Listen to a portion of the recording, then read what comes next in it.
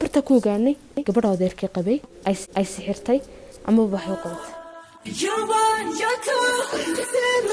السلام عليكم ورحمة الله وبركاته. حرجين إدمانتي بنود فيعنتين هذا ما توحني وضع قصة عصب قصة سي أو سحر بابية قيستان ودمدمية. هذا بقى قصة واحد قصة ورقية إن أنا يقول عدي كله سيدو كنا أدو فهمتان أما إني جو معناته. هذا وصل إنك بالعمسة وحنا هنا تزوجون شرا تالي ذمر كهاد ودي حيسي طبعا إلا يسجال وحنا نقول عدي قصة أذكوحن السحر بابية قيسكيران. هذا بقى هذا فهم لقيقة أنا وحكي كوبي عن شيء ولي حبلاتي أفرن مود هويو حكزة جدة يمن عبنا تسير هويو سدع وحي عن كوهد أما بعد وتقاني حينها صد الله مريا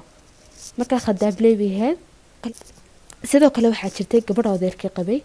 قبل داس حطان الشيء وحي هاد قبل أدنى نعب ما يتعلن وحي يلف عن أنا قلنا ما يتعلن قيسكينا أنا ما المحكمة ذا واحد عضي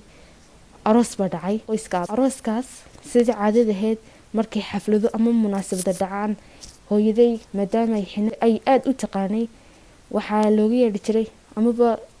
ay dadka ka dadma jireen inay iyada xidho mariso. Hadaba markay munaasabadii arooska family-ga dhacday sida caadadaheed hooyaday baa loo yeedhay si ay xidho dadka ugu mariso. Kadib maalintii ay xidhaan birnisay ayaa waxa dhacday habayarteedii uu adeerkay qabay ee anagana necbeed waxay ku tiraahday hooyo intaanad xidhaan dadku bilaabin aniga waa in adiga horreysiisaa marka qofna ha iga horreysiinin ilaa aniga adiga hormarisiin mooyaane. hooyaday waxay ku tiraahday waayahay laakiin waa inaad soo dhaqsataa si aan adigu kugu horreysiiyo. kadib hooyaday way tagtay meeshii sidii ay isku ballameen gabadha adeerkay qabay ay sugisay inay u hortimaado oo iyadu iga hormariso laakiinse hooyo waxay isku dayday inay sugto in badan bayna sugisay dadkii qofkii imaadana waxay ku hornisay qofka ka horeeya markaas waa laga horeeyay iska joogba markii laakiin dadkay ku sii waday ay saakobay qofku yimaado say koorinaysa waan inaga horeeya saa daraadeed inay sugtaan waxay bilowday inay markii dambe ay iska bilowdo shaqadeedii oo rasaq ilaahay dadka ugu soo dhiibinay ka qaato ay shaqadeedii barta ka gasho markii habeerteed ay ku reegtay ay sugi kara weeday. haddaba kadib markay bilowday inay dadka u mariso oo dhowr qof ay marisay ayaa haddaba waxa timaaday gabadha adeerkay qabay markay timaaday waxay bilowday gabadha adeerkay inay aad u xanaaqday wajigeedu isbedelay inta kulana ay ku egtay hooyaday waxay bilowday inay aad iyo aad xumad ay ku soo boodo oo iska garan weydo oo macala shaqadeedii barta ku joojiso. kadib barta waxa la joogay walaaladeedii waaweynaa kadib markii la joogeen way soo kaxeen hooyo guriga waa la keenay laakiin simkii guriga la keenay hooyo laakiin xumadii way ka sii dartaa marka si dambe sii kordhaa. kadib waxaanu bilownay inaan dhakhtarka geeno dadka markaan dhakhtarka geenay waxaan ka filinay in waxaan wax sababaya laga helo oo shaybaarka laga helo. kadib shaybaarkii marka la keenay waxa uu dhakhtarku u sheegay inaanay wax kale aanay jirin oo ay caafimaad qabto oo aanay waxba jirin oo shaybaarku negative yahay. kadib waxay isku dayeen inay dhakhtar kala geeyaan marka sida bese hooyadana xumadu ku soo kordhisay bilaamiir batayba. kadib waxa dhacday hooyo gurigan ku soo celinay dad waxaan bilownay inaan quraan shino markaan quraan ku shinay hooyo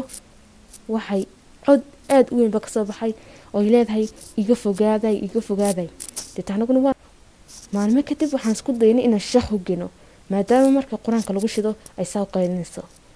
kadib hooyo markaan shaah u geenay waxaanu maalinta garanay ama ba xaqiiqsanay in hooyo waxaan barnaamijka xumada badan ku kiciyay qofka san u galay ay tahay gabadha adeerkay maadaama sidan ku ogaanay waxay ahayd sheekhu markas bilaabo inuu quraan ku akhriyo hooyaday waxay ku soo celcelinaysay kelmada magaca gabadha adeerkay qabay. waxaan barta ku ogaanay gabadha adeerkay qabay ay sixirtay ama wax u qabatay. kadib aabbahay markuu ogaaday aad buu xanaaqay wuxuu isku dayay inuu xaafadii ay islaayaan uu dagaal ka dhaco laakiinse markii dambe hooyaday maadaama ay hooyo aad u sii xanuustay waxaanu bilownay guriga habyartay oo adeerkay gabadhu qabina way isku dhawaayeen gidar khaliya u dhaxeeyda. sheekh kana hogeene sheekhadeed wuxuu ku dhahay horta koo waa inaad meesha ka fogaatay gabadha adeerkay qabay degan tahay sidoo kale waxaanu bilownay guriga habayartay ee hooyadii la dhalatay inaan intaa yacni caafimaad soo aan siira joogno bilood markii laga soo wareegay kadib sheekhii markay ku celceliyeen deeta maalmaha ka mid ah kadib waxay bilowday inay kasoo kacdo suuxitaanka ay ku jirtay may ahayn qof yacni joogto qof maqano kale ahayd kadib markay soo kacday markii horeysa waxay ku hadashay caruurtiini ma u labisteen ma diyaarisan arooskii kadib anaga walaalin saasaan isku eegnay kadib hadda yaa u sheegay inay 3 bilood kasoo wareegeen kadib waxaan bilownay inaan magaaladii tuulo yacni u dhow oo xoogaa ku jirta inaan degno laakiinse gabadha adeerkay qabay sidii nagu meydeen waxay bilowday haddana markaan guurnay in iyada ka guurnay aan guri kala iibsanay inay haddana ay bilowdo inay sixir kale na soo qabato sixirkaas oo ahaa in xaafadii la isku wada diray in la wada nacay heer macala waa bahay gaadhin hooyadii furo macala sidoo kale in walaashay labada mataanaha u weynay mid ahaan ay dhimato ay sixir daraaddeed dhimato laakiinse waanu ku sabarnay waxaan isku daynay inaan quraan badan markasta leh aan isku akhrino aan ilaahay isku xidhno kadib sidoo heed ay quraanka markay isku wadeen iyagana waxay bilaabeen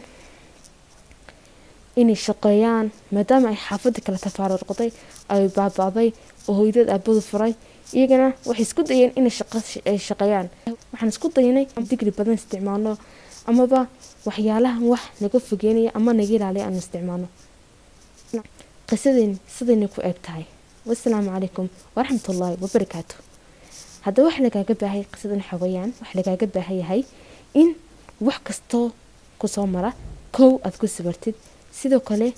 digriga ilaahay isku xidhid maadaama digriga ilaahay wax ka baar badan aanu jirin oo wax kasta le kaa ilaalinayo